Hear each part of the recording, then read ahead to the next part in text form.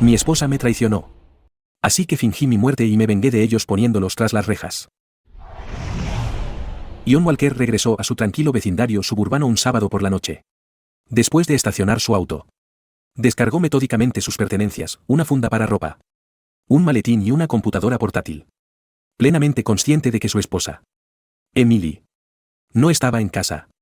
Después de colocar todo cuidadosamente adentro, se quitó la chaqueta y la corbata, optando por ropa más informal. John acababa de regresar de un viaje de trabajo y le había informado a Emily que estaría fuera todo el fin de semana para evitar levantar sospechas.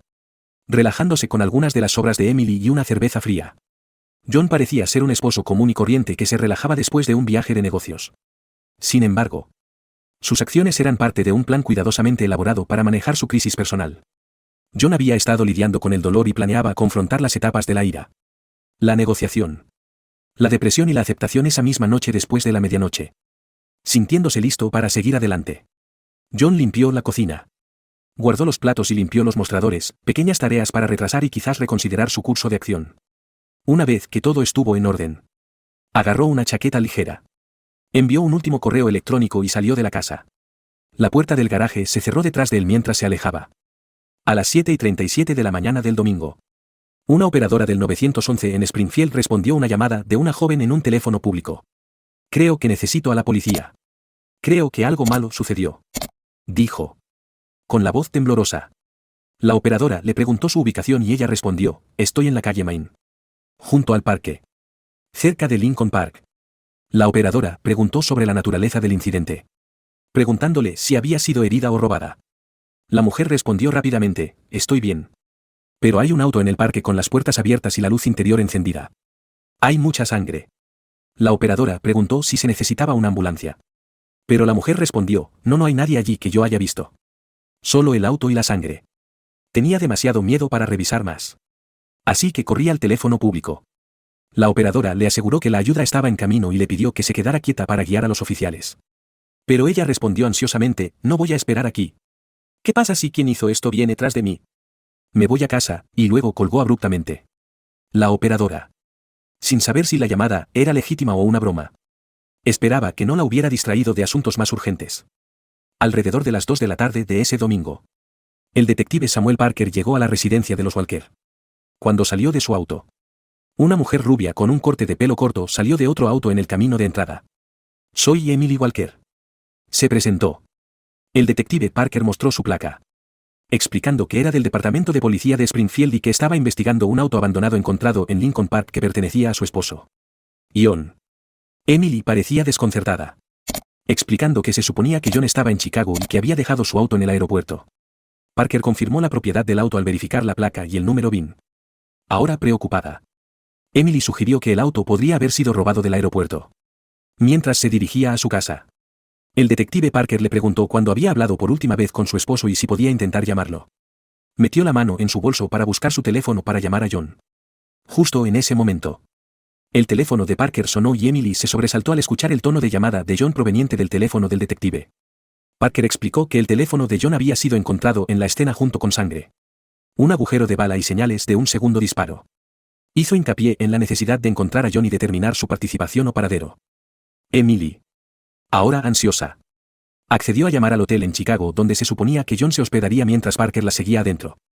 En la cocina, Emily llamó al hotel. Pero después de una breve conversación, colgó con aspecto pálido. Le dijo a Parker que se suponía que John estaba en casa, ya que su maletín y su computadora portátil estaban en la sala de estar. Confundido y preocupado, el detective Parker solicitó una orden de registro para revisar minuciosamente la residencia de los Walker, instando a que se acelerara. Emily, angustiada, cuestionó la necesidad de la orden, insistiendo en que John no estaba involucrado en nada ilegal y suplicando al detective que lo encontrara, temiendo que pudiera estar en peligro. Parker, entendiendo su preocupación, explicó la necesidad de seguir los procedimientos legales para asegurar que cualquier evidencia recolectada se sostuviera en la corte. Le sugirió que hiciera café mientras esperaban la orden y le aseguró que ya se estaba realizando una búsqueda. Tratando de mantener la calma, Emily comenzó a preparar café. Pero su ansiedad aumentó cuando Parker le pidió que detallara sus actividades durante las últimas 48 horas, explicando que probablemente necesitarían declaraciones de cualquier persona involucrada. Mientras estaban sentados en la mesa de la cocina, Parker describió el descubrimiento del auto de John, el asiento del pasajero empapado de sangre. El agujero de bala y la evidencia de un segundo disparo que había sido disparado contra un trozo de leña cerca del auto. El auto había sido remolcado para su examen. Y el médico forense y el equipo forense todavía estaban recopilando pruebas. Emily escuchó horrorizada mientras el detective relataba los detalles. El detective David Klein llegó antes de lo esperado, trayendo una orden de allanamiento y 2 técnicos forenses. Comenzaron una búsqueda exhaustiva de la casa, el garaje y el auto de Emily Walker. El detective Parker le pidió a Emily que encontrara algo de John, como una navaja de afeitar o un cepillo de dientes, para comparar su ADN con la evidencia de sangre. Abrumada, Emily fue llevada a la sala de estar para sentarse mientras Parker continuaba la búsqueda. Después de una hora de búsqueda con poco progreso, los detectives decidieron llevarse el maletín y la computadora portátil de John. La computadora portátil estaba protegida con contraseña y tendrían que omitir la contraseña para acceder a su contenido. Emily proporcionó una contraseña antigua. _1971. Pero no funcionó, lo que indica que la contraseña había sido cambiada. Parker le aseguró que los expertos forenses se encargarían de la computadora portátil. Con la computadora portátil y otros artículos etiquetados y retirados para su examen, Parker le pidió a Emily una declaración preliminar, solicitando específicamente detalles sobre su paradero desde el sábado por la mañana hasta que regresó a casa esa tarde. Emily describió sus actividades, hizo las tareas del hogar hasta el mediodía. Recibió una llamada de John alrededor de la 1 de la tarde. Fue de compras hasta las 4:30 de la tarde. Visitó a una amiga por la noche y regresó a casa alrededor de las 2 de la tarde del día siguiente.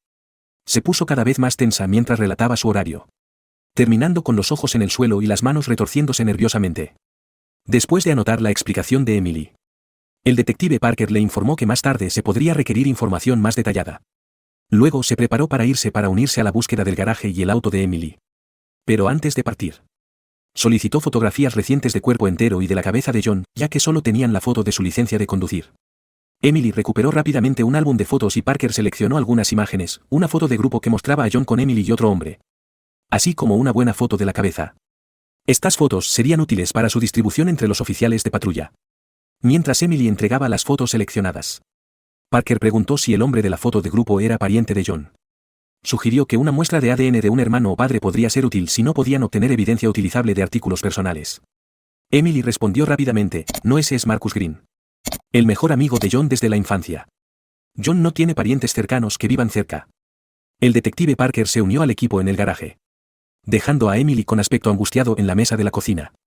Su esposo estaba desaparecido y su falta de conocimiento sobre su paradero solo aumentaba las sospechas de los detectives. La búsqueda reveló sangre en los pedales del acelerador y del freno del auto de Emily, lo que los llevó a remolcarlo para un análisis más detenido. Mientras los técnicos empacaban, los detectives discutieron la situación de Emily. Parker no estaba seguro de su participación, mientras que su compañero, que acababa de llegar, encontró sus reacciones típicas de una esposa preocupada. Pero tampoco estaba seguro de su papel. Parker decidió evaluar la reacción de Emily a la noticia sobre la sangre y el remolque del auto. Él y su compañero se acercaron a la puerta lateral. Llamaron y entraron. Emily estaba hablando por teléfono celular y pareció sorprendida cuando los 2 hombres entraron a la cocina. Colgó rápidamente, exclamando, «¿Han vuelto? Pensé que habían terminado aquí». El detective Parker, dándole a su compañero una vista clara de Emily, dijo, «Nosotros también pensamos que habíamos terminado. Pero el equipo forense encontró lo que parecen ser manchas de sangre tanto en el pedal del freno como en el acelerador de su auto. Vamos a llevar su auto al depósito para una inspección exhaustiva. Espero que esté bien». Emily pareció genuinamente sorprendida y respondió, «¿Sangre en mi auto? ¿Cómo llegó allí?» «No noté sangre en absoluto». Los detectives la miraron fijamente mientras uno de ellos decía, «Estamos tratando de averiguarlo. Todavía no sabemos si está conectado con el incidente reciente en el parque. Pero sí coincide con la sangre que se encuentra allí. Definitivamente necesitaremos algunas respuestas. También necesitamos los zapatos que usó hoy». Emily, nerviosa, se quitó rápidamente los zapatos y se los entregó a Parker. Después de hacerlo, se dejó caer en su silla. Se cubrió la cara con las manos y comenzó a llorar, al darse cuenta de que no había mucho más que hacer sin información adicional. Los detectives se despidieron, dejándola desplomada en la silla de su cocina. ¿Cuál es tu opinión, David? ¿Crees que es genuinamente una esposa preocupada o podría estar fingiendo? ¿Viste cómo estaba hablando por teléfono cuando entramos y luego terminó abruptamente la llamada? El detective Klein negó con la cabeza y respondió, honestamente, «Sam, no estoy seguro. Parece sincera. Pero nunca se sabe». Si la sangre en el auto coincide con la de John, hay muchas posibilidades de que esté involucrada. Vemos ese patrón a menudo. Podría valer la pena revisar sus antecedentes. Hablar con amigos y vecinos. Alguien podría tener información útil. En cuanto a la llamada telefónica. Probablemente solo estaba charlando con una amiga cercana. La gente a menudo recurre a sus mejores amigos cuando las cosas se ponen difíciles. Parker asintió. Sí. Probablemente tengas razón. Un poco de investigación a la antigua usanza podría descubrir algo útil. Realmente me gustaría saber por qué llegó a la ciudad 2 días antes de lo previsto. Ese podría ser un detalle clave. Cuando llegaron a su auto, el detective Parker sacó una bolsa de plástico para evidencia. Colocó los zapatos de Emily dentro y la selló de forma segura. Después de llegar por separado, los detectives Parker y Klein regresaron solos a la estación. Revisando pistas pero sin encontrar nuevas pistas. Pasaron su turno en informes y papeleo. Sin actualizaciones del laboratorio. A la mañana siguiente. Estaban ansiosos por continuar. Pero encontraron una pila de informes forenses y del médico forense esperándolos. Después de revisar los informes, se dieron cuenta de que aún faltaba más información. Parker sugirió esperar informes adicionales antes de sacar conclusiones. Mientras que Klein propuso verificar los análisis informáticos. Contactar al abogado de John y hablar con sus colegas. A las 9 de la mañana. Se reunieron con el abogado de John Walker. Robert Graham. Quien confirmó la autenticidad de varios mensajes de correo electrónico de la computadora de John. Los detectives le agradecieron y se fueron. Camino a ABC Manufacturing donde trabajaba John. Peter notó que los cónyuges a menudo están involucrados en tales casos. Pero se necesitaba más investigación. En el lugar de trabajo de John, fueron dirigidos rápidamente a su supervisor. El detective Klein dirigió la investigación sobre el auto abandonado de John. El jefe de John estaba ansioso por ayudar. Y señaló que John era un empleado valioso que no estaba programado para trabajar el fin de semana y que se esperaba que regresara el viernes por la noche. Mencionó que John había parecido estresado recientemente. Pero había afirmado que todo estaba bien. Los detectives le agradecieron y regresaron a su auto. Sintiéndose optimistas a medida que el caso comenzaba a tomar forma. A última hora de la mañana. Revisaron los resultados preliminares de ADN y notaron una extraña caja con cables mencionada en un informe forense. Junto con mapas impresos que agregaron nuevas pistas. Pasaron unas horas en una sala de interrogatorios revisando la información y decidieron que era hora de interrogar a Emily Walker nuevamente. Llegaron a su casa justo después de las 3 de la tarde sin llamar con anticipación. Con la esperanza de evitar darle la oportunidad de prepararse. Emily pareció sorprendida cuando abrió la puerta. ¿Detectives? ¿Han encontrado a mi esposo? He estado llamando al sargento de guardia cada pocas horas. Pero dice que no hay nada nuevo. El detective Parker respondió, todavía no lo hemos encontrado. Pero hemos progresado. ¿Podemos entrar y hacerle algunas preguntas? Emily dudó. Luego se hizo a un lado. Por supuesto. Pasen. Haré cualquier cosa para ayudar a encontrar a John. Los condujo a la sala de estar y se sentó en el sofá. Con los detectives sentados en sillas frente a ella. El detective Klein abrió su cuaderno y preguntó, ¿puede hablarnos de su relación con Marcus Green? La pregunta directa tenía la intención de inquietarla. Emily palideció y tartamudeó, ¿qué quiere decir? Marcus es solo amigo de John. Y mío también. El detective Parker luego preguntó, ¿está teniendo una aventura con Marcus Green? Su tono era tranquilo mientras esperaba su respuesta. Emily se puso aún más pálida. Su boca se movió sin palabras antes de decir, absolutamente no. ¿Cómo pueden preguntarme eso? Los detectives se pusieron de pie y el detective Klein dijo, tendrá que venir a la estación para una declaración oficial. Emily. Comenzando a entrar en pánico. Preguntó, ¿estoy arrestada? ¿Por qué tengo que ir? Aún no está arrestada. Pero creemos que podría no estar diciendo la verdad y necesitamos una declaración formal. Puede solicitar un abogado si lo desea. Respondió Parker. Emily. Con aspecto angustiado. Dijo rápidamente, no necesito un abogado. No he hecho nada. Iré a la estación y haré lo que sea necesario para ayudar a encontrar a John. Siguió a los detectives hasta su auto. Sin darse cuenta de que Parker le hacía una señal de aprobación a Klein. Después de colocarla en el asiento trasero. Los detectives condujeron en silencio hasta la estación. Una vez allí. Llevaron a Emily a una sala de interrogatorios vacía y austera que necesitaba urgentemente una mano de pintura y muebles nuevos. Con el objetivo de crear un ambiente negativo. Esperará aquí mientras conseguimos nuestros archivos. ¿Está segura de que no quiere un abogado? Preguntó Parker. Emily negó con la cabeza. Con lágrimas en los ojos. Se sentó pesadamente en una silla mientras Parker se iba. Cerrando la puerta tras él. Asegúrate de que ambas cámaras estén grabando todo el tiempo. Quiero un registro completo de todo. Instruyó el detective Klein a su oficial al mando. Parker llegó con los archivos y sugirió, tomemos un café primero y dejémosla que se preocupe un poco. Los tres hombres estuvieron de acuerdo y pasaron los siguientes 20 minutos discutiendo el caso en la sala de café del personal. Mientras tanto, en Crime Stoppers, un voluntario contestó el teléfono. Buenos días. Este es Crime Stoppers. Pagamos hasta $1000 por pistas sobre delitos. ¿Cómo podemos ayudar? Esta llamada está siendo grabada. Después de una pausa, la persona que llamó preguntó, ¿aquí es donde puedo obtener dinero por ayudar a la policía? Bueno. Eso depende de lo que nos diga, la naturaleza del delito y cuánto cree la policía que ayudó a resolverlo. ¿Tiene alguna información sobre un delito? Respondió el operador. La persona que llamó, sonando un poco molesta, dijo, quiero algo de dinero en efectivo ahora. ¿Necesito el dinero ahora mismo? Así es como funciona. Señor. ¿Qué quiere decir con efectivo? Si no tiene hogar y necesita comida, puedo darle las direcciones de algunos albergues que proporcionan comidas. No necesito comida. Necesito dinero. Ya sabes, de efectivo. Respondió la persona que llamó, cada vez más frustrada. Está bien. Esperaré. Lo que vi fue a alguien arrojando un arma al río.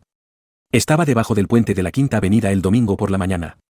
O al menos creo que fue el domingo por la mañana. Un tipo condujo hasta el estacionamiento de acceso público. Salió con un arma y 2 palas. Y las arrojó al río. Justo frente a mí. Estaba aterrorizado. Estaba seguro de que me vería y usaría esa arma conmigo. El operador preguntó si los artículos fueron arrojados desde el lado este del estacionamiento del puente de la Quinta Avenida. La persona que llamó confirmó y agregó que los artículos se dejaron caer en un pequeño muelle, lo que los hacía fáciles de localizar. También describió al sospechoso como un tipo grande con cabello claro y mencionó un auto azul oscuro con una placa que comenzaba con ACSS. El operador tomó nota y le dio a la persona que llamó un número de pista. 127, para que volviera a llamar en unos días para obtener actualizaciones o una posible recompensa. La información se envió a la policía y, en una hora, un buzo recuperó los artículos. Un arma y palas. Del río. El arma coincidía con el calibre y la munición del crimen reciente en Lincoln Park. Confirmado por una bala de prueba. Las palas fueron recolectadas para un examen más detenido y el arma fue enviada a forense. Cuando los detectives y su comandante salieron de la sala de café del personal, se encontraron con un empleado que les entregaba los informes de balística y Crime Stoppers. El empleado mencionó que el informe de Crime Stoppers podría llevarlos al autor antes de irse. Los detectives Klein y Parker revisaron los informes y verificaron los registros de matriculación de vehículos. Klein decidió interrogar a Emily Walker en la sala de interrogatorios. Mientras que Parker, acompañado por un oficial uniformado, visitaría a Marcus Green para interrogarlo. Klein tomó los informes y fue a ver a Emily Walker, que esperaba tranquilamente en la sala de interrogatorios. Mientras Parker se dirigía a la residencia de Green con el oficial para una visita sorpresa. Parecía estar esperando pasivamente lo que fuera a venir. Disculpe la demora. Señora Walker. Estamos listos para comenzar ahora. Para que lo sepa. Esta sala está monitoreada por 2 cámaras y todo lo que discutamos será grabado. La sorpresa cruzó por su rostro cuando respondió, no me importa que me graben. No tengo nada que ocultar. Mientras revisaba algunos documentos. Dijo, me alegra escuchar eso. Entonces comencemos. La miró brevemente antes de dirigirse a ella directamente. Continuaremos donde lo dejamos en su casa. Nuevamente. ¿Está teniendo una aventura con Marcus Green? Responda sí o no, por favor. Sus hombros se hundieron ligeramente y apartó la mirada. Incapaz de mantener el contacto visual con él. Después de una breve pausa. Respondió en voz baja, sí. El detective Klein sacó un par de hojas de la pila de papeles que tenía delante. Me alegra que haya elegido ser honesta. Tenemos pruebas de su aventura aquí mismo. Impresas de la computadora portátil de su esposo. Su reacción fue de sorpresa. Levantó la cabeza bruscamente y lo miró con renovada intensidad. ¿Qué quiere decir con que tiene pruebas? Nadie sabía de Marcus y yo. Su esposo definitivamente estaba al tanto. ¿Cómo puede ver en estos documentos?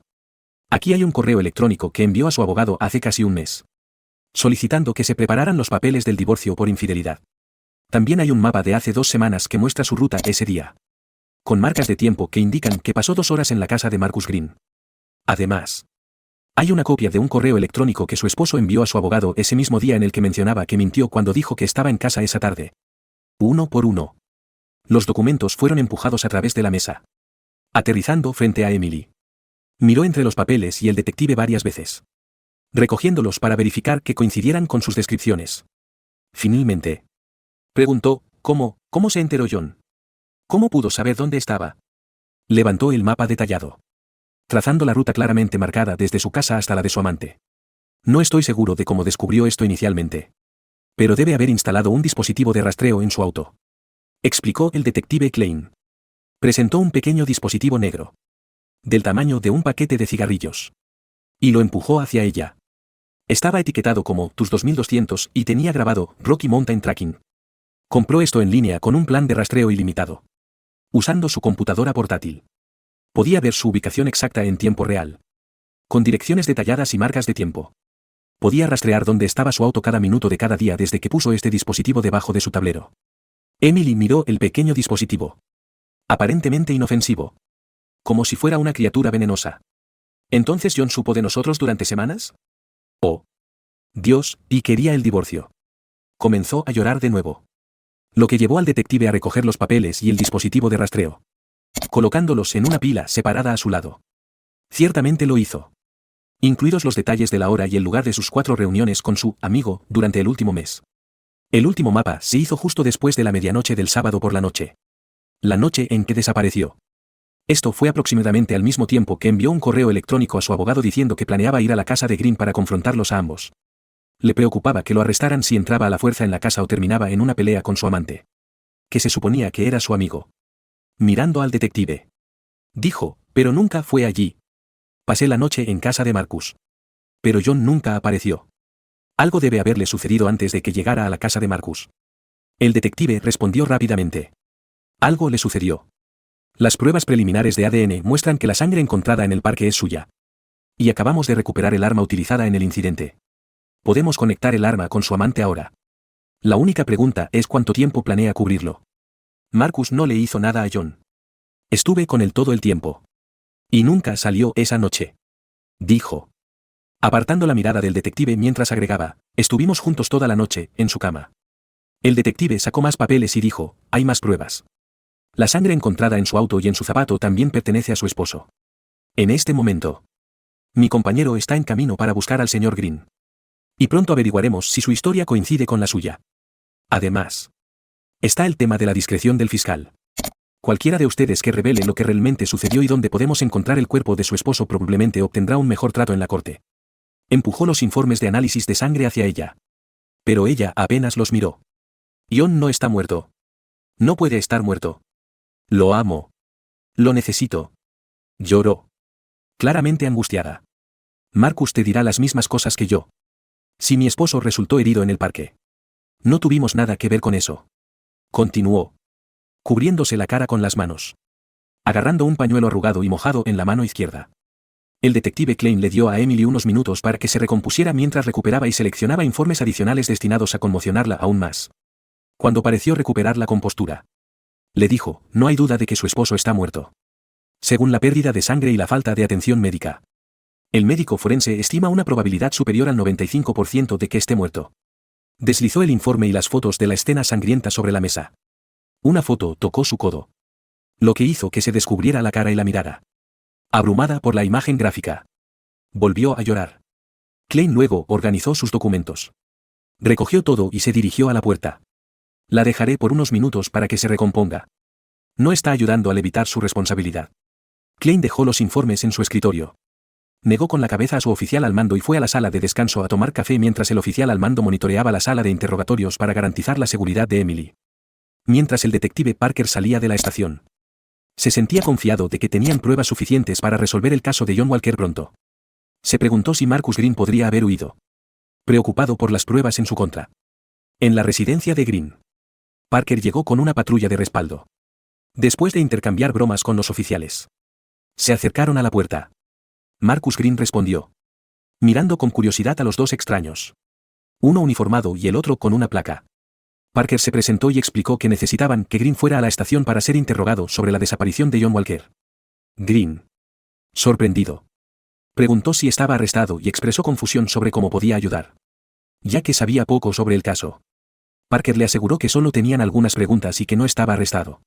Green, aturdido, accedió a acompañarlos.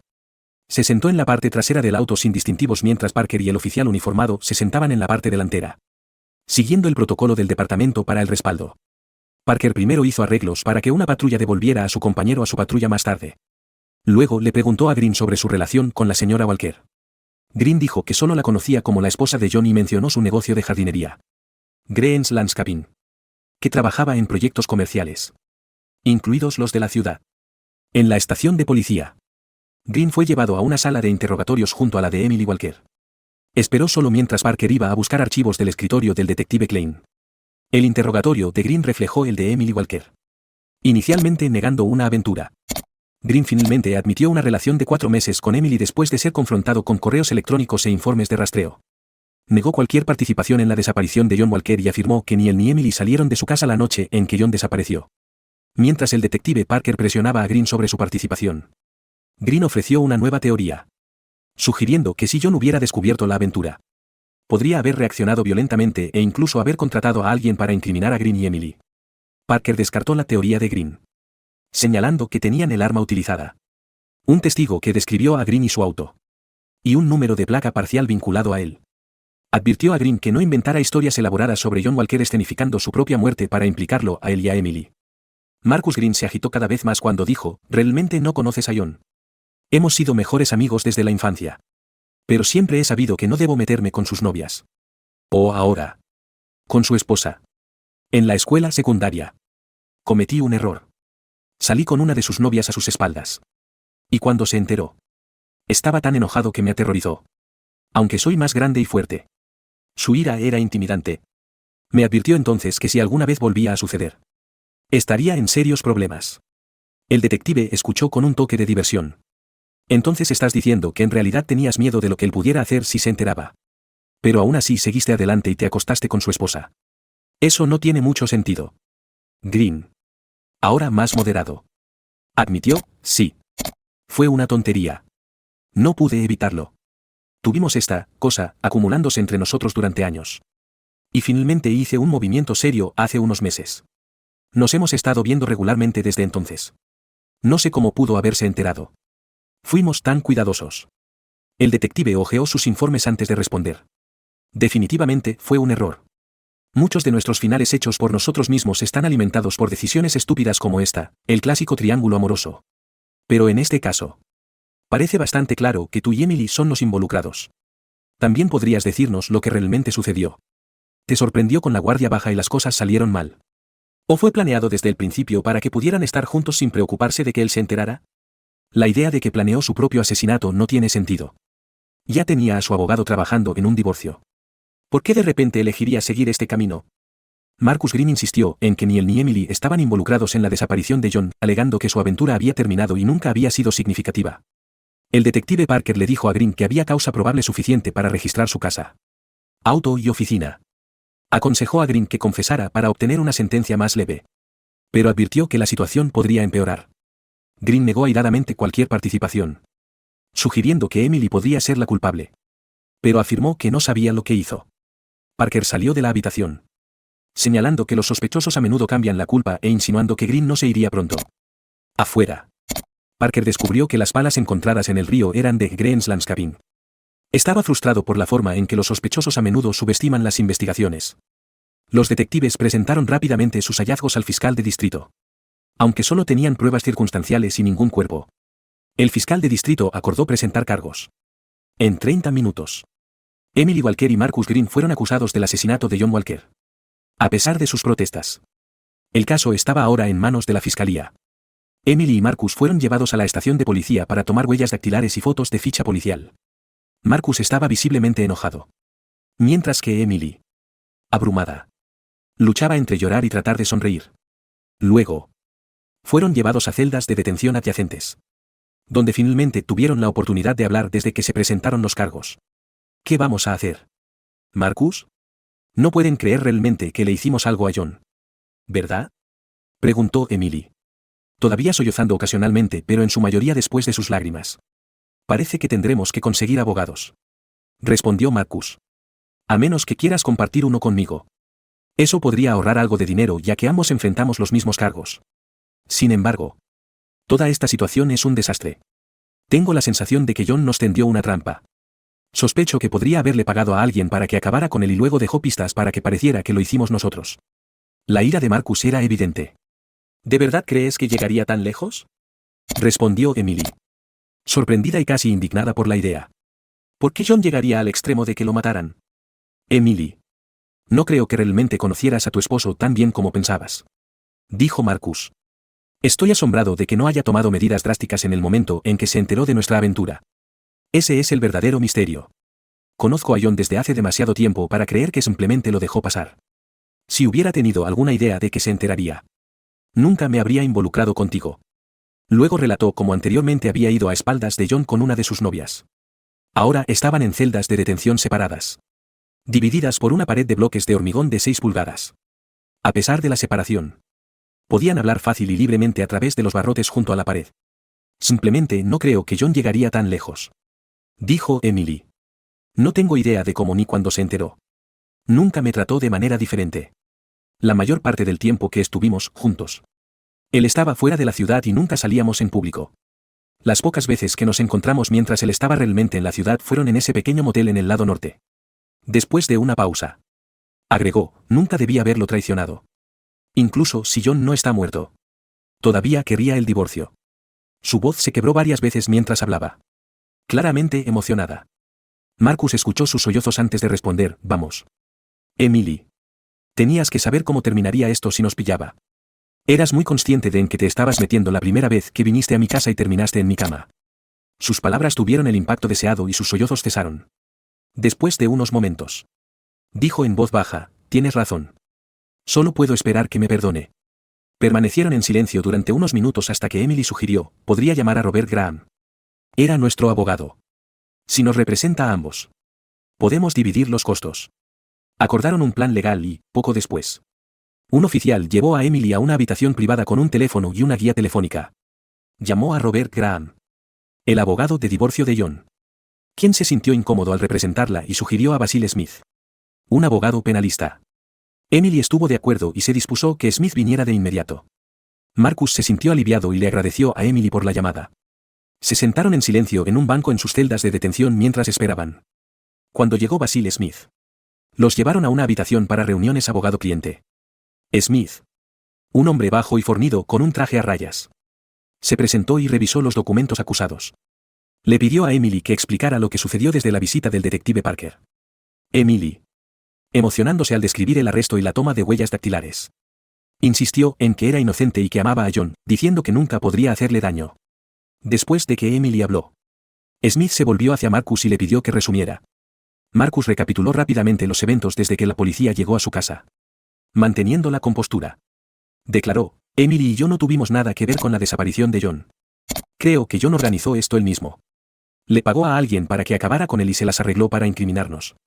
Miró a Smith, desafiándolo a estar en desacuerdo. La reacción de Emily a la afirmación de Marcus la hizo empezar a llorar de nuevo.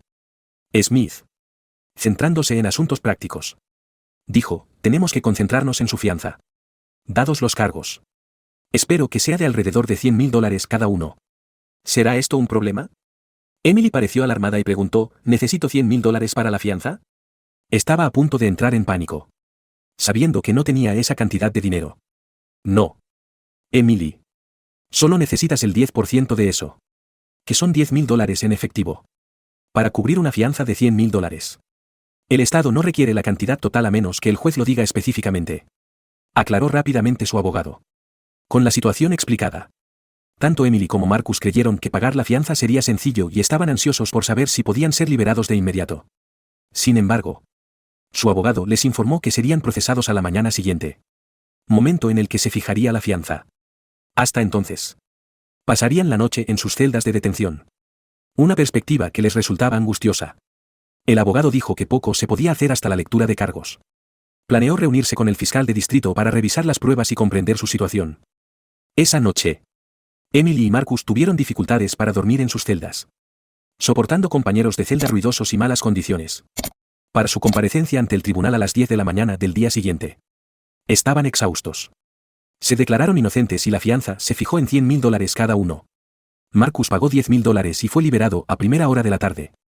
Emily, sin fondos ni propiedad de vivienda, Necesitaba que sus padres cubrieran el déficit de $10.000. Pasó otra noche bajo custodia y fue liberada al mediodía del día siguiente. Después de regresar a casa, descubrió que John había retirado fondos de su cuenta conjunta 10 días antes de su desaparición. Un correo electrónico de John a su abogado decía que tomó el dinero para evitar que Emily lo reclamara en su divorcio. Pero planeaba devolverlo después del acuerdo. Emily y Marcus se reunieron con su abogado, Basil Smith, quien creía que la falta de un cuerpo o un testigo interrogable complicaría una condena y tenía como objetivo que se retiraran los cargos. Smith sugirió contratar a un detective privado para investigar si John había escenificado su propia desaparición. Marcus estuvo de acuerdo. Pero Emily, que todavía creía en un robo de auto, se mostró reacia a aceptar la evidencia que sugería que John probablemente estaba muerto. El detective privado no encontró nueva información. Los esfuerzos para localizar al informante que reportó el arma y las balas, abarcando áreas frecuentadas por personas sin hogar, no arrojaron pistas. La falta de seguimiento del informante seguía sin explicación. Basil Smith notó una creciente discordia entre Emily y Marcus después de su liberación. Marcus propuso continuar su relación ahora que John estaba fuera de escena. Emily lo rechazó firmemente, expresando su dolor por la pérdida de John y terminando en lágrimas. La respuesta de Marcus fue desdeñosa, lo que llevó a que su comunicación se limitara a las interacciones con su abogado. Su alguna vez apasionado romance se había enfriado. Poco más de un mes después de su liberación, Basil Smith concertó una reunión con el fiscal de distrito Jeff Bagden, con la esperanza de que se retiraran los cargos. Emily y Marcus estaban ansiosos por dejar atrás el acoso persistente que enfrentaban por parte de personas que llamaban para molestarlos y conocidos entrometidos. Se sorprendieron por la apariencia juvenil y el comportamiento informal del fiscal de distrito Bagden. Comenzó anunciando que, basándose en los informes y pruebas finales, ofrecía una sentencia reducida de 8 a 12 años a cambio de una declaración de culpabilidad por asesinato en segundo grado. Emily y Marcus se sorprendieron, proclamando en voz alta su inocencia. Mientras que su abogado cuestionó la justificación del fiscal de distrito para la oferta de declaración de culpabilidad. Bagden presentó nuevas pruebas, el ADN de las muestras de sangre en el auto de Marcus Green coincidía con el de John Walker. Y un trozo de polietileno negro encontrado debajo del auto de John coincidía con el material del negocio Green's Landscaping. Emily, furiosa, exigió saber qué había hecho Marcus. Marcus pareció aturdido por la nueva información. Basil Smith intervino rápidamente, silenciando a Emily y tomando nota de las pruebas del fiscal de distrito. Marcus reaccionó de inmediato a su acusación, gritando, «No tuve nada que ver con esto. Estabas conmigo en mi cama cuando sucedió». Antes de que pudiera decir algo más, Basil lo agarró del brazo y le dijo firmemente que se callara, dirigiéndose al fiscal de distrito. El abogado dijo, «Jeff, por favor disculpe a mis clientes. Vinimos aquí con la esperanza de que se retiraran los cargos. Y su declaración claramente los ha conmocionado a ambos». Jeff Bagden, ligeramente divertido, le informó a Basil Smith que las pruebas eran suficientes para el juicio. El informe del médico forense mostró que John Walker había perdido demasiada sangre para estar vivo. Y los informes de la escena del crimen sugirieron que se había movido un cuerpo. Bagden entregó los archivos de pruebas y se fue. Después de que el fiscal de distrito se fue, Emily y Marcus se apresuraron a hablar con su abogado, Smith, quien tuvo que calmarlos para que aclararan sus declaraciones. Les aconsejó que se concentraran en su defensa y confirmaran su decisión de rechazar el acuerdo de culpabilidad de 8 a 12 años. Emily y Marcus rechazaron firmemente el acuerdo de culpabilidad, confiados en que podrían ganar en el juicio. Basil accedió a rechazar la oferta y comenzó a prepararse para el juicio. Solo revisó nuevos informes y cuestionó la honestidad de sus clientes. Pero siguió comprometido con su defensa. El juicio de Emily Walker y Marcus Green comenzó un lunes por la mañana, con el juez Robert Cox presidiendo. El abogado defensor Basil Smith se sentó entre sus clientes, gestionando su tensa relación. El fiscal de distrito Jeff Bagden pronunció la declaración de apertura, explicando que si bien no se encontró el cuerpo de John Walker, el fiscal de distrito probaría que estaba muerto y que Emily y Marcus eran responsables. Detalló el romance entre Emily y Marcus, la solicitud de divorcio de John y las pruebas de la computadora de John que rastreaban el romance y los preparativos del divorcio. La fiscalía afirmó que John fue confrontado, incapacitado y llevado a un lugar remoto donde fue asesinado. La evidencia incluía una lesión en el pecho y un segundo disparo en su arteria carótida, con evidencia gráfica de sangre. Emily luchó por mantener la compostura durante la presentación del fiscal de distrito, pero su abogado la calmó después de varias advertencias del juez Cox. El fiscal de distrito describió cómo John fue envuelto en una mortaja de plástico, colocado en el maletero del auto de Marcus y enterrado en un lugar desconocido. El arma homicida y las palas fueron encontradas en el río gracias a una pista. Las pruebas forenses vincularon a Emily y Marcus con la escena del crimen. Se encontró sangre de John en el auto de Marcus y en los zapatos de Emily. La defensa planeaba argumentar sus coartadas. Pero el fiscal de distrito creía que sus testimonios no convencerían al jurado. Basil Smith tuvo problemas para contrarrestar la declaración de apertura del fiscal de distrito, argumentando que el caso contra Emily y Marcus era circunstancial y que eran inocentes hasta que se probara su culpabilidad. A pesar de sus esfuerzos, la cobertura mediática inicial favoreció al fiscal de distrito. El primer testigo, un experto en informática, detalló cómo los correos electrónicos y los mapas rastreaban las reuniones de Emily y Marcus, mostrando que John usó un dispositivo de rastreo para mapear estas reuniones. Un reportero anotó la tecnología para futuras coberturas. Marcus pareció desinteresado durante el testimonio, mientras que Emily evitó el contacto visual y pareció avergonzada. Los datos de seguimiento y los correos electrónicos eran verificables, lo que dejaba poco para que Smith lo cuestionara. Después del almuerzo, el juicio continuó con el testimonio de una operadora del 911 y oficiales de patrulla sobre el descubrimiento del auto de John. Luego, los detectives y los expertos forenses proporcionaron descripciones detalladas y gráficas de la escena del crimen, incluidas fotos de agujeros de bala, sangre y marcas de arrastre. El médico forense estimó de 3 a 4 pintas de sangre en la escena y detalló los patrones de sangre, lo que molestó visiblemente a Emily, haciéndola gritar y derrumbarse. El juez suspendió el tribunal por el día. En el segundo día, el juicio se reanudó a las 10 de la mañana con el médico forense proporcionando más detalles sobre los análisis de sangre. Después de 15 minutos de interrogatorio por parte del fiscal de distrito Jeff Barden, el testigo fue entregado a la defensa. El abogado defensor Basil Smith, comprobando que Emily estaba tranquila y bajo control, comenzó su contrainterrogatorio. Su objetivo era desafiar el testimonio gráfico del médico forense cuestionando la precisión de la estimación de la pérdida de sangre. Smith sugirió que podría haber sido tan bajo como 1 a 2 pintas en lugar de las 3 a 4 pintas estimadas. El médico forense, conocido por su minuciosidad, hizo una pausa antes de responder, no es muy probable. Pero tampoco es imposible. Basil Smith dejó que la respuesta del médico forense se asentara con el jurado, permaneciendo en silencio durante casi un minuto. Luego preguntó si alguien hubiera aplicado primeros auxilios de inmediato. La herida fatal de John Walker podría no haber sido tan mortal, ¿correcto? Después de una breve pausa, el médico forense respondió, mi respuesta sigue siendo la misma que antes. No es probable. Pero no es imposible. La atención médica inmediata habría sido necesaria a los pocos minutos de tal herida. No hay evidencia de que se haya brindado esta atención. El abogado defensor agregó rápidamente, si bien no hay evidencia de que se haya brindado ayuda. Como mencionó, todavía es una posibilidad. Luego despidió al testigo, satisfecho con las pequeñas concesiones que había logrado. El siguiente testigo, un técnico forense de armas de fuego y municiones, detalló la recuperación de 2 balas, una del asiento de un auto y otra de un bloque de leña. Ambas balas eran de tipo encamisado de metal completo, utilizadas para tiro al blanco y fines militares. La bala del asiento del auto se deformó después de golpear un soporte de metal, mientras que la de la leña estaba en buenas condiciones y coincidía fácilmente con el arma recuperada del río. El abogado defensor Basil Smith preguntó si las balas fueron analizadas en busca de residuos de huesos o carne, lo que podría indicar qué órganos habían alcanzado. El técnico confirmó que las pruebas mostraron solo rastros de sangre, sin residuos significativos de huesos o carne. Las camisas de las balas, hechas de una aleación de cobre y acero más dura, no arrojaron más información. Este testimonio fue una mezcla para la defensa. Si bien confirmó que no había evidencia directa de que las balas hubieran atravesado un cuerpo, el tipo de balas utilizadas y sus condiciones aún respaldaban la narrativa de la fiscalía. El arma vinculada al caso se rastreó hasta una exhibición de armas de hace 20 años, sin registro del comprador. Sin embargo, Basil Smith destacó con éxito que ni las huellas dactilares ni el ADN de los acusados se encontraron en el arma, lo que sugiere que se habían limpiado o lavado.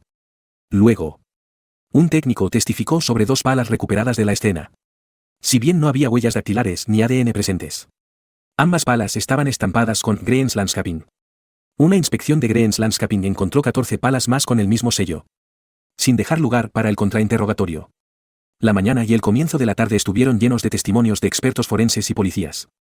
Smith interrogó a un técnico que había encontrado manchas de sangre en el auto de Marcus Green, cuestionando si podrían haber sido colocadas por alguien más. El técnico admitió que era posible, lo que complació a Smith. Por el contrario, la evidencia de la casa de Emily Walker fue más difícil de refutar. Se encontró sangre dentro de su auto y en su zapato, lo que dificulta argumentar que la sangre fue colocada.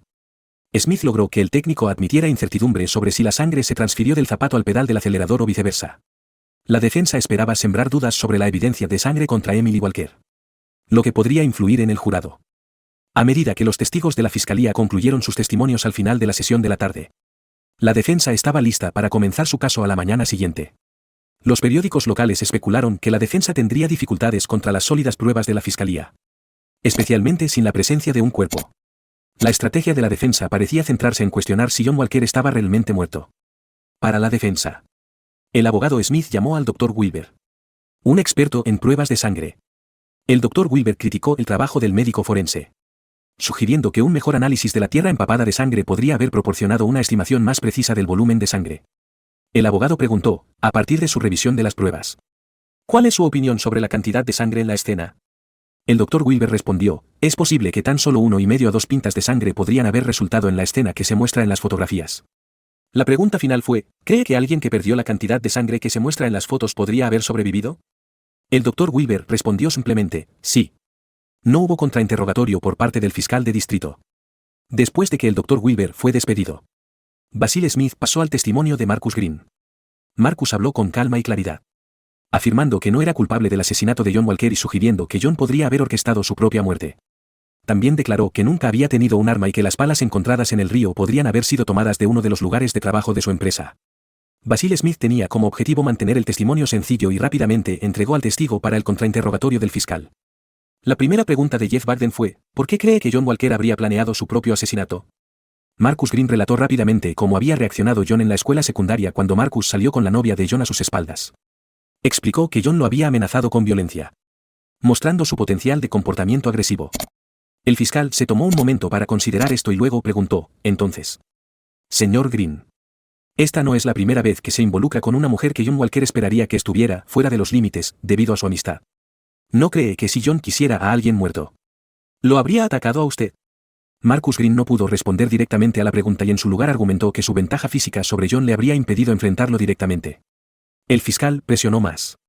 Entonces, ¿cree que podría intimidar a su mejor amigo para que alguien lo mate por poder? ¿Es por eso que se sintió seguro al perseguir a su esposa? ¿Son sus acciones las de un verdadero amigo? No necesita responder. Señor. Está claro que su comportamiento refleja a un playboy egocéntrico que ignora tanto la amistad como la lealtad. Basil objetó la declaración del fiscal de distrito, argumentando que el fiscal de distrito estaba dando testimonio en lugar de hacer preguntas. El juez instruyó al jurado que ignorara el comentario del fiscal de distrito, pero no cambió el impacto de la declaración. Marcus, visiblemente molesto, abandonó el estrado sin más comentarios. Basil esperaba que el testimonio de Emily Walker mejorara su caso. El testimonio de Marcus y las preguntas del fiscal lo habían hecho quedar mal. Pero Basil esperaba que no hubiera afectado negativamente la credibilidad de Emily. Emily subió al estrado, manteniendo la compostura. Negó cualquier participación en dañar a su esposo y expresó su amor por él. Cuando se le preguntó sobre el incidente, especuló que su esposo podría haber sido víctima de un robo de auto. Basil optó por no interrogarla más. El fiscal comenzó su contrainterrogatorio con, ¿puede dar cuenta de su paradero desde la medianoche del sábado, cuando su esposo envió su último correo electrónico, hasta las 2 de la tarde del domingo? Emily se sintió incómoda con la pregunta y respondió, le dije al señor Smith que estaba con Marcus Green en su casa desde las 8 de la noche del sábado hasta aproximadamente la 1:30 de la tarde del domingo. El fiscal presionó para obtener más detalles, diciendo, realmente no ha respondido a la pregunta. ¿Podría proporcionar una descripción detallada de lo que hizo desde la medianoche del sábado hasta que llegó a casa el domingo? Emily parecía nerviosa e incómoda. Finalmente dijo, a la medianoche. Estaba en el dormitorio de Marcus. Y estábamos, teniendo intimidad. El fiscal siguió incitándola a continuar, a pesar de sus dudas. ¿Cuánto tiempo duró esto?, preguntó el fiscal, esperando su respuesta. Bueno, nos fuimos a dormir alrededor de la 1. Podría haber sido un poco más tarde, respondió Emily, todavía visiblemente incómoda. Entonces, desde la medianoche hasta aproximadamente la 1. Usted y Marcus tuvieron intimidad y luego se fueron a dormir. ¿Qué pasó después? Por favor continúe con su línea de tiempo. Emily dudó antes de responder, dormimos hasta las 4 o las 6. Recuerdo haberme levantado para usar el baño. El fiscal de distrito preguntó, ¿el señor Green todavía estaba en la cama cuando se despertó? Por favor continúe. Sí. Él estaba allí. Nosotros, tuvimos intimidad de nuevo y nos volvimos a dormir alrededor de las 6:30. Luego nos levantamos alrededor de las 11 de la mañana. Su respuesta se aceleró cuando parecía ansiosa por terminar su declaración. Para confirmar. Cuando regresó del baño, el señor Green inició la intimidad.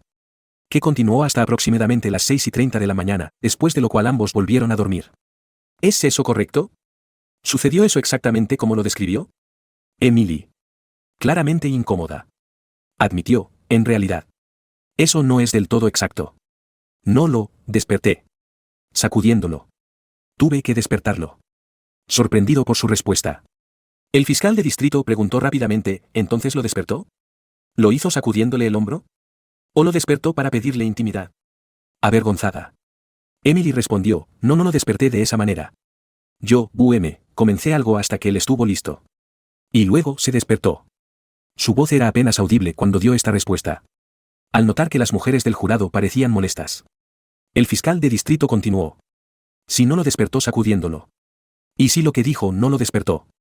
¿Cómo exactamente lo hizo despertar? Emily. Resignada a continuar a pesar de las fallidas objeciones de su abogado. Dijo, simplemente comencé a tener intimidad con él. Y fue entonces cuando se despertó.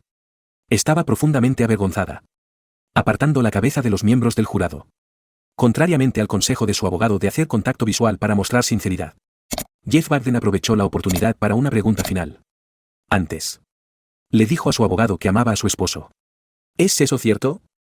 Emily asintió vigorosamente y respondió con un firme, sí. Luego dijo, estoy un poco confundido. Afirma amar a su esposo. Pero acaba de describir que pasó la noche en que lo mataron. En la cama con su mejor amigo. Teniendo intimidad y sin mostrar preocupación por él. ¿Cómo podemos creer que no estuvo involucrada en su asesinato? Emily. Llorando y escondiendo su rostro. No respondió a la última pregunta del fiscal. El juez Cox finalmente terminó la sesión y anunció un descanso para almorzar. Después de recuperar la compostura. Emily se unió a su abogado y coacusado para un almuerzo sombrío. Basil Smith les advirtió que el caso podría ir en cualquier dirección. Sintiéndose pesimista debido a su mal desempeño en el estrado. La sesión de la tarde concluyó rápidamente. Sin testigos adicionales de la defensa. Se pronunciaron los alegatos finales. El fiscal argumentó que las pruebas eran abrumadoras. Mientras que la defensa destacó la naturaleza circunstancial del caso. La ausencia del cuerpo y la falta de motivo. El jurado comenzó las deliberaciones a las 4 de la tarde y suspendió por la noche. A la mañana siguiente. Emily. Marcus y Basil esperaban ansiosamente en su oficina el veredicto del jurado. Mientras esperaban. Emily y Marcus dejaron de lado sus diferencias. Discutiendo sus posibilidades de absolución. A las 3:30 de la tarde. Recibieron el veredicto. Los padres de Emily habían visitado la ciudad para el juicio. Pero no asistieron al juzgado. Evitándoles escuchar su testimonio. Se mantuvieron en contacto con el tribunal y estuvieron presentes cuando se anunció la decisión del jurado. Emily estaba agradecida por su apoyo mientras se enfrentaba al veredicto. El veredicto se leyó rápidamente. Emily y Marcus fueron declarados culpables de asesinato en segundo grado. Conmocionada y devastada. Emily rompió a llorar mientras Marcus golpeaba la mesa con frustración. Fueron esposados y puestos bajo custodia. Dándoles un breve momento para hablar con sus familias. Se les informó que regresarían en una semana para la sentencia. Durante la semana entre la condena y la sentencia. Los padres de Emily la visitaron a diario. Mientras que Marcus recibió una visita de un primo. Marcus luchó con la realidad de su situación. Mientras que Emily permaneció en negación. La sentencia fue rápida, ambos recibieron de 15 años a cadena perpetua. Basil Smith prometió revisar el caso para una apelación dentro de 3 días. Emily y Marcus fueron trasladados a la prisión estatal. Emily fue enviada a una prisión de mujeres con una reputación razonablemente buena. Mientras que Marcus fue asignado a una instalación con problemas conocida por sus disturbios. Después del juicio y la sentencia de Emily Walker y Marcus Green. El caso desapareció rápidamente de las noticias locales. Eclipsado por nuevos eventos y crímenes. La última cobertura mostró a los prisioneros siendo transportados a la prisión estatal. Y luego los medios de comunicación siguieron adelante. Unos meses después. Basil Smith y el fiscal de distrito Jeff Bagden se reunieron para tomar una copa. Basil admitió que estaba sorprendido por las condenas. Y señaló que las historias consistentes de los acusados lo habían llevado a creer que probablemente eran inocentes. Jeff notó que a pesar de sus afirmaciones, el jurado no les creyó. Y aunque encontró el caso preocupante, tuvo que aceptar el veredicto del jurado. Aproximadamente un año después, Basil vio un artículo de noticias sobre un motín en la prisión de hombres donde estaba recluido Marcus Green. Marcus había sido apuñalado y estaba en estado crítico. Pero sobreviviría. Esta noticia le recordó a Basil el caso. Que lo había preocupado durante el primer año después del juicio. A pesar de revisar a fondo las transcripciones del caso, no encontró ningún fundamento jurídico para una apelación. Un tranquilo miércoles por la mañana en el Proyecto Inocencia en la ciudad de Nueva York. La recepcionista recibió un gran paquete de FedEx. Después de firmarlo, abrió el sobre y encontró un DVD. Una bolsa de riesgo biológico sellada y una carta de varias páginas. La carta pareció afectarla profundamente, mostrando una variedad de emociones. Una vez que terminó de leer, llamó a Tony por el intercomunicador y le dijo: Tony, ¿podrías venir aquí? Tenemos un paquete que creo que te interesará. Parece involucrar algunas condenas por asesinato que podrían necesitar ser revisadas.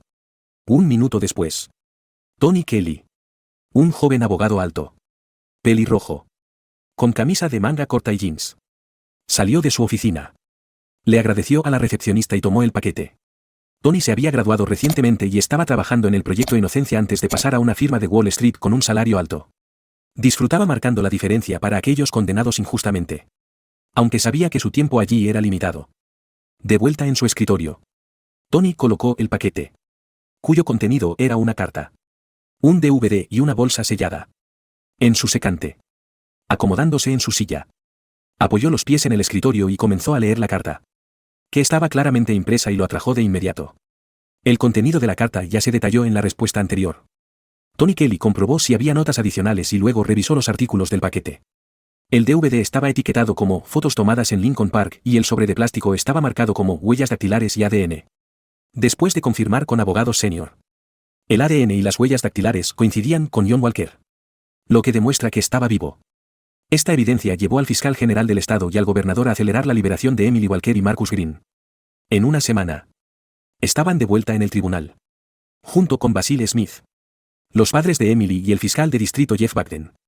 El fiscal general del estado se disculpó por las condenas erróneas de Emily Walker y Marcus Green, atribuyendo la culpa a John Walker. Anunció que se harían esfuerzos para encontrar a John y responsabilizarlo por los costos incurridos por la ciudad y el estado, incluidos los gastos policiales, forenses, de juicio y de prisión. Sin embargo, admitió que no tenían pistas sobre el paradero de John. Marcus Green, una vez arrogante, ahora mostraba remordimiento y se disculpó con Emily por la terrible experiencia. Emily parecía indiferente, ansiosa por salir del juzgado con sus padres. Tanto Basil Smith como el fiscal de distrito también se disculparon, reconociendo que habían sido engañados por John Walker y prometiendo estar más atentos en el futuro. Aunque el estado no se responsabilizó, Emily y Marcus recibieron $50,000 cada uno en compensación a cambio de renunciar a más reclamos legales. Marcus pronto abandonó la ciudad, habiendo perdido su negocio y su hogar para cubrir sus honorarios legales. Después de recibir sus cheques, Marcus le comentó a Emily: John realmente nos jodió. Este cheque es solo una fracción de lo que perdimos. Sabía que nos tendió una trampa.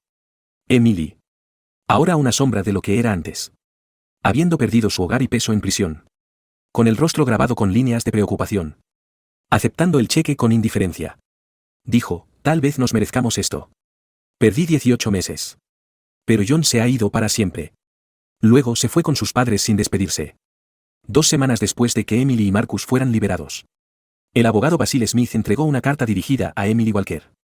A las 5 de la tarde, llamó a la puerta de Emily. Después de una breve conversación, la dejó con el sobre, que ella abrió en su cocina. La carta era de John: Emily, lamento el tiempo que pasaste en prisión. Tu traición con Marcus me volvió loco. Mi nueva vida y felicidad me han hecho darme cuenta de que era tan prisionero como tú. Aunque las autoridades me buscarán, estoy a salvo con mi nueva familia. Buena suerte y adiós.